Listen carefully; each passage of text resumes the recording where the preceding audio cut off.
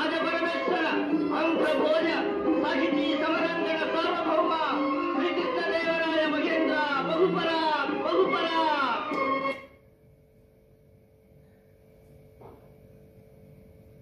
కవివంశులారా, పండితులారా, సభికులారా, ఆసీనులు కండి. ఓ అష్టదిగ్గజములు కూడా వేయించేశారే. అయితే వాళ్ళ మాకు కమనీయ కవితా వర్షమే.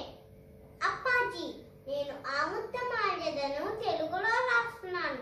దాంట్లో నుంచి ఒక పద్యాన్ని మీకు వినిపిస్తాను. తెలుగదేలే అన్నా